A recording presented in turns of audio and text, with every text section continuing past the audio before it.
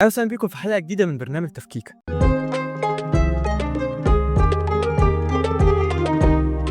في يوم من الأيام وأنا قاعد بتفرج على لوحة العشاء الأخير لليوناردو دافنشي استوقفني سؤال بريء جدا، هو ليه السيد المسيح طالع في الصورة دي أشقر؟ يعني شعره أصفر وملامحه بيضة وعينه خضرة، شعره كان نازل على كتفه، تحس إنه كان عايش في السويد مش في الجليل. الفكرة هنا إن هل ده شكله الحقيقي ولا دي بس أيديولوجيا وذوق فن غربي بس مش أكتر؟ النهاردة إحنا هنحاول نشوف ليه يسوع شكله بقى كده في خيالنا، ونحاول نشوف تاريخ رسم صورته على مر التاريخ، ونفكك بين الرموز والأيقونات، ونقارن بين يسوع التاريخي ويسوع اللي على الحيط. مبدئيا أنا عارف إن المسيح اتذكر في الإنجيل إن هو كان أشقر وكان أبيضاني وكان شعره طويل وحلو وأصفر، ولكن الحلقة دي هتبقى حلقة إلى حد ما تاريخية هندرس فيها أيقونات وعلمية في علم التاريخ بس مش أكتر.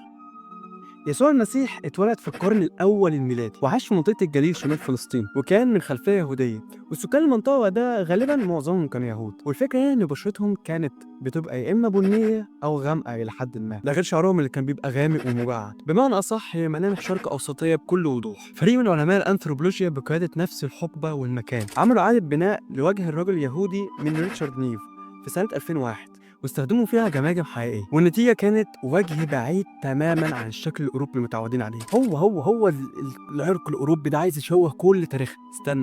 استنى اتقل بس وهيجيب لك كلام مفيد. تعالى كده نرجع للتاريخ ونشوف أول صورة ليسوع ظهرت امتى. المسيحيين الأوائل كانوا بيخافوا يرسموا شكل السيد المسيح بطريقة مباشرة في أول 200 سنة، في المقابل كانوا بيقرروا يستخدموا الرموز زي رمز إختس اللي هي معناها السمكة باللغة اليونانية، ورموز تانية كتير زي الراعي الصالح والحمل. وأول صورة واضحة ظهرت لوش السيد المسيح كانت ظهرت في كاتاكومب بريسيلا في روما في القرن الثالث الميلادي، وكان شكله أقرب من إنه يكون رجل شاب روماني بشعر قصير ومجعد. وبعد كده بدأت الصورة تتغير حسب الثقافة اللي بتحيط بالفنان أو بالموقع الجغرافي بمعنى أصح. طب الفكرة هنا يسوع أبيض بقى ظهر ازاي؟ مع انتشار المسيحيه في اوروبا وبالاخص في العصور الوسطى، فبدا المسيح يتصور بالشكل الاوروبي، بشره فاتحه وشعر بني او اشقر احيانا وبعيون زرقاء في بعض الاوقات. وده كان ليه اكتر من سبب الصراحه، من ضمن الاسباب دي اول سبب فيهم ان هو يقربوا اكتر من الناس، يرسموه بالشكل اللي الناس اعتادت عليه او اتعودت عليه. والسبب الثاني كانت هي الايديولوجيه، ربط الجمال بالنقاء وتصويره بالرجل الاوروبي اللي هو اقرب للكمال. واشهر مثال هي لوحه العشاء الاخير زي ما قلنا في اول الحلقه، اللي اترسمت على ايد دافنشي ليوناردو دافنشي الرسام الايطالي في 1498. يسوع فيها كان شكله اشقر وابيض جدا. وفي القرن التاسع عشر بعض الفنانين الامريكيين زادوا الموضوع اكتر واكتر، زي مثلا الفنان ورنر سلمان اللي رسم شكل المسيح في صورته المشهوره جدا في فيد اوف كرايست سنه 1940. الناحيه الثانيه الكنيسه الشرقيه قالت لا، زي الكنيسه القبطيه والبيزنطيه. طوروا فن ساعتها اسمه فن الأيقونة، وده وقتها مش رسم واقعي، هو فن رمزي ولاهوتي. الأيقونات الشرقية كان عندها قواعد دقيقة جدا جدا في رسم الأيقونة. العيون الكبار كانت بتدل عن الروحانية والبصيرة. الوجه المسطح مثلا كان بيترسم عشان التركيز ميبقاش على الجمال، يبقى على الرسالة اللي ورا الأيقونة أو ورا القديس اللي موجود في الأيقونة. والهالة الذهبية مثلا كانت بتدل على القداسة والنور الإلهي. الألوان اللي كانوا بيستخدموها وقتها كانوا ألوان كتير قوي بتستخدم في الأيقونات، ولكن بينهم 4 ألوان ما بيخلوش منهم أي أيقونة. أول لون هو الأحمر اللي بيدل على الألوهية، في كمان الازرق اللي هو بيدل على الانسانيه، والابيض اللي بيدل على النقاء، واللون الرابع والاخير هو الذهبي واللي بيعني المجد الالهي. ومن اشهر الايقونات وقتها هي الايقونه المشهوره بنتقراطور. بص كده على الايقونه اللي قدامك،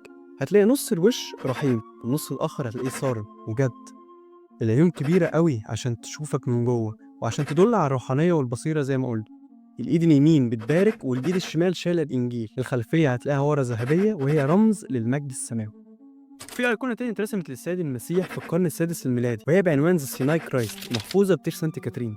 اترسمت وقتها بنفس الصيغة الرمزية، وهي أول أيقونة معروفة حافظت على شكل وش السيد المسيح بالأسلوب ده. الأيقونة الثالثة وهي كرايست انثرونed أو المسيح الجالس على العرش. استخدموا في الأيقونة دي لونين مهمين قوي قوي قوي. المسيح بيلبس تونيك ازرق وهي بتدل على الطبيعه البشريه، وبيلبس منطيه حمراء بتدل على الطبيعه الالوهيه. طب ما خدتش بالك من حاجه كده؟ لا ما تقولش الكادر الجديد صح؟ لا هو مش الكادر الجديد خالص. اي نعم هو الكادر الجديد حلو وما نعمل كده وكده، بس لا مش هو، لا مش هو. حاجه لها علاقه بالايقونه. تعال اقول لك، الالوان بتبقى مقصوده ومشفره، وكل لون فيها بيدل على حاجه جوه الايقونه ذات نفسها. الفكره هنا ان احنا لما بنخلق صوره معينه في ذهننا للمسيح، ممكن الصوره دي بتطغي على صوره تانية في ذهننا وتهمشها خالص. عندك مثلا في امريكا بعض الجامعات العنصريه استخدمت صوره يسوع الابيض في انهم يبرروا افعالهم العنصريه ضد السود. ولكن لما تروح لافريقيا واسيا هتلاقي المسيحيين بيحاولوا يرسموا ايقونه السيد المسيح تكون قريبه منهم وليهم من شكلهم، زي مثلا يسوع الافريقي في فنون الكنيسه الاثيوبيه في افريقيا. طب السؤال هنا هو انهي بقى من ده كله هو الصح. الصراحة أنا مفيش ولا صورة منهم صح، كل الصور اللي اترسمت هي بتحاول تقربنا للشكل الحقيقي للسيد المسيح، ولكن المهم هنا في الصورة يبان لك شخص المسيح مش لونه. يسوع ما جاش عشان يبقى شبهنا من بره، بالعكس هو جه عشان يبقى شبهنا من جوه.